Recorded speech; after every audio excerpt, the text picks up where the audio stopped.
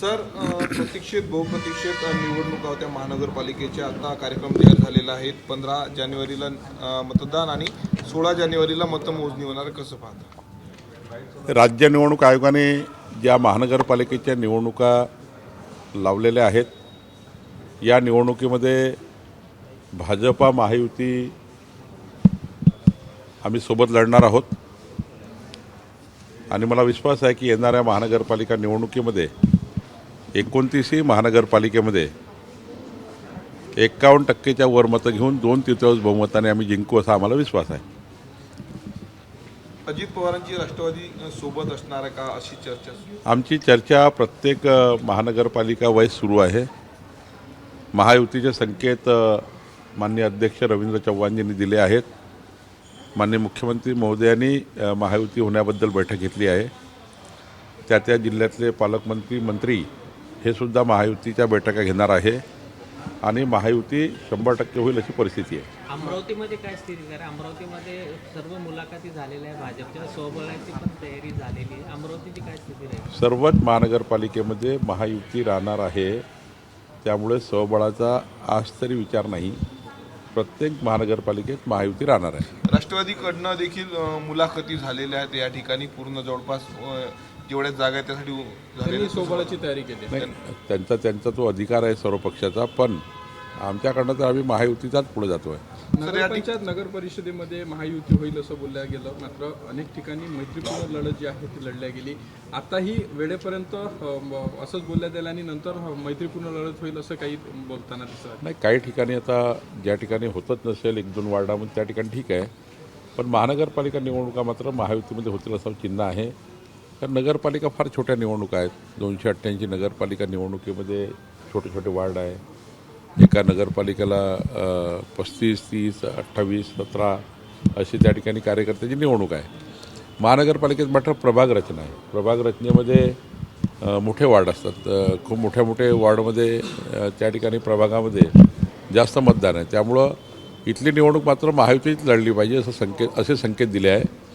आणि नगरपालिकेच्या निवडणुकीची बरोबरी महानगरपालिकेच्या निवडणुकीत होऊ शकत नाही. ती निवडणूक वेगळी आहे, ही निवडणूक वेगळी आहे, जिल्हा परिषदा वेगळ्या आहेत आणि त्यामुळे त्या लेवलला आमची महायुती निवडणूक लढेल असं चिन्ह आहे.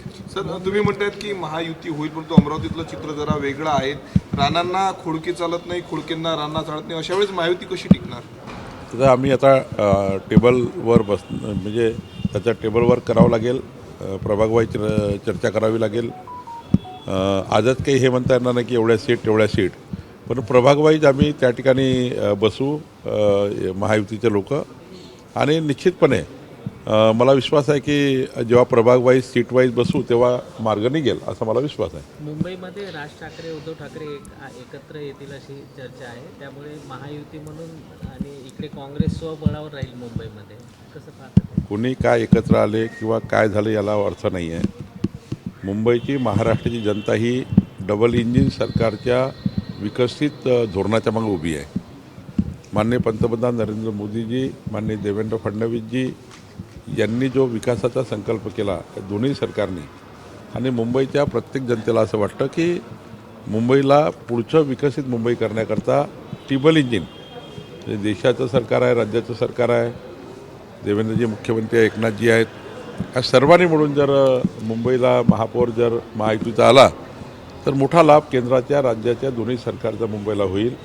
आणि त्यामुळे मुंबईची जनता, तिथला मराठी माणूस, सर्वच समाज, सर्वच त्या ठिकाणी व्यक्ती त्या ठिकाणी मुंबईमध्ये भाजपा महायुतीच्याच बाजूने राहतील. आणि प्रचंड आतापर्यंत जेवढं यश कधीही मुंबई महानगरपालिकेला मध्ये महायुतीला किंवा भाजपाला मिळालं नाही, यावेळचं यश हे सर्वात मोठं असेल. यावेळी महायुती प्रचंड जागा जिंकेल.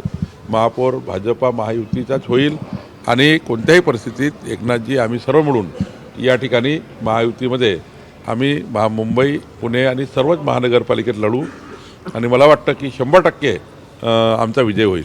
सर आदित्य ठाकरेंकडनं भाजपचा बिल्डर जनता पार्टी असा उल्लेख करण्यात आला. दुसरीकडे भाजपची धोरणे बिल्डर धान्यजी असल्याचं देखील आदित्य ठाकरेंनी म्हटलेलं आहे. नाही, आदित्य ठाकरे यांना अजूनही विकासाचा पूर्ण रूप काढलं नाही आहे. सध्या ते नवीन आहेत. सभागृहातही 4-5 वर्षाचा अनुभव आहे. खरं तर सभागृहामध्ये 25-25, 30-30 वर्ष आम्ही काम केलं आहे. त्यामुळं त्यांना सरकारचे धोरणं, सरकारची भूमिका हे कळणार नाही. त्यांनी जे महानगरपालिका मुंबईला हाताळताना ज्या पद्धतीचे बिल्डर धार्जिनी महानगरपालिका, जनतेच्या विकासाकरता कुठलंही धोरण मुंबईमध्ये नाही असं महानगरपालिका त्यांनी चालवली. तीच आता पुढं त्यांना तशी सवय लागली आहे बिल्डर धार्जिनी, आणि म्हणून ते आमच्याकडे असे बघतात. शेवटी मुंबईला आज जे बघितलं असाल तुम्ही, विकसित मुंबई करण्याचा संकल्प देवेंद्रजींनी केला आहे, आपल्या एकनाथजींनी केलेला आहे. आणि त्यामुळं आमचं धोरण हे सर्वसामान्य जनतेकरता आहे. गरीब माणसाला घरं मिळाले पाहिजे. त्या ठिकाणी आता आम्ही जो निर्णय घेतला गृहनिर्माण संस्थाबद्दल, स्वयं पुनर्विकासाच्या योजनांबद्दल निर्णय घेतला. जवळपास मुंबईच्या 90% मराठी माणसाला या ठिकाणी हक्काचे घरं मिळतील. मुंबईमध्ये सर्वच प्रकारचे इन्फ्रास्ट्रक्चर त्या ठिकाणी होईल. Railway, metro railway, coastal road आपण बघितलं असाल की मुंबईला चारी बाजूने जोडण्याचा, मुंबई उपनगराला जोडण्याचा जो आमचा प्रयत्न आहे तो मोठा आहे. त्यामुळं आमचं धोरण हे समाजाच्या शेवटच्या व्यक्तीच्या कल्याणाकरता आहे. आणि उबाठाचं धोरण हे बिल्डर दर्जिने आहे, हे आज महाराष्ट्राने मुंबईने बघितलं आहे. त्यामुळं जे ऑलरेडी बिल्डर दर्जिने आहे त्यांनी आम्हाला या ठिकाणी अशी टीका करण्यात किंवा अशी टीका त्यांनी केल्यावर महाराष्ट्राचा किंवा मुंबईचा कोणी व्यक्ती त्यांचा ऐकेल मला असं वाटत नाही. सर, एक शेवटला प्रश्न. पृथ्वीराज चव्हाणांनी म्हटलं होतं की मराठी पंतप्रधान रुजू होतील. त्यावर आता धनंजय महाडिकांनी म्हटलं की 2029 पर्यंत नरेंद्र मोदीच पंतप्रधान राहतील. पृथ्वीराज चव्हाण थोडे जरा आता त्यांच्या जे काही मला वाटतं आता त्यांच्या नाही आता का बुद्धिभ्रंश होतो आहे पृथ्वीराज चव्हाणांना हे मला माहिती नाही, पण बुद्धिभ्रंश होतो आहे. त्यांना काहीच्या काही बोलाची सवय लागली आहे. कुठं पंतप्रधानाचे स्वप्न बघतात, काय करतात, कोण जाणार कोण येणार. आता मला वाटतं जगातला सर्वात मोठा भविष्यकर्ता हे पृथ्वीराज चव्हाण झाले आहेत असं वाटतं. थोडा बुद्धिभ्रंश झाला असं मला वाटतं.